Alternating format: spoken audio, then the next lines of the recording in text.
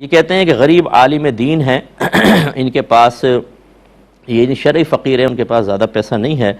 अब उन्होंने ये किया कि एक घर किराए पर ले लिया और जैसे तैसे किसी तरह करके 1 लाख रुपए एडवांस जमा करवा दिया। डिपॉज़िट जैसे होता है वो उन्होंने करवा दिया है, सिक्योरिटी डिपॉज़िट। तो अब इन इमाम साहब को हम ज़कात दे सकते हैं कि नहीं दे सकते? देखें, अगर तो वो 1 लाख उनका अपना है, कर्ज़ा लेकर किसी को नहीं दिया, तो फिर तो वो मतलब 1 लाख काफ़ी रकम होती है। लेकिन आजकल के एतबार से 1 लाख, हाँ 1 लाख से भी 52.5 तोला चांदी नहीं आ रही, तकरीबन 1.25 लाख तक बन रही है। अगर तो ऐसा ही है, ज़रा वहाँ के रेट मालूम कर लें या करंट रेट मालूम कर लें।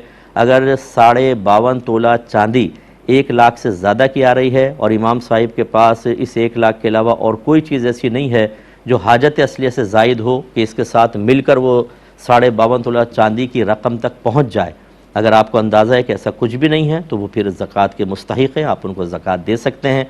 और मेरी गुजारिश ये होती है कि सैयद हज़रात हमारे फ़तवे के मुताबिक, इन्हें अहले सुन्नत के मुताबिक सैयद हज़रात को ज़कात नहीं दे सकते, ना वो किसी से ले सकते हैं।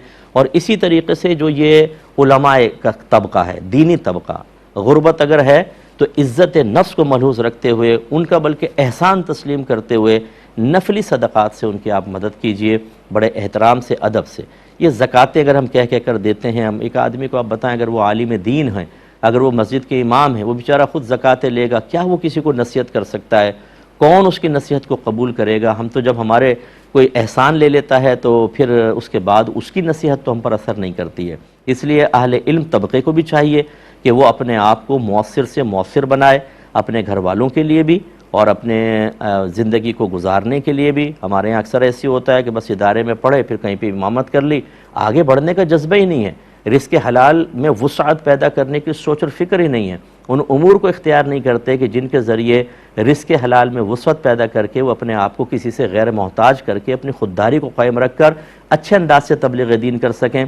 तो ये ख़राबियाँ पैदा होती हैं। बहरहाल उनकी मदद आप करें, लेकिन देख लें ज़कात से करनी है तो शरई फ़कीर होना ज़रूरी है। एक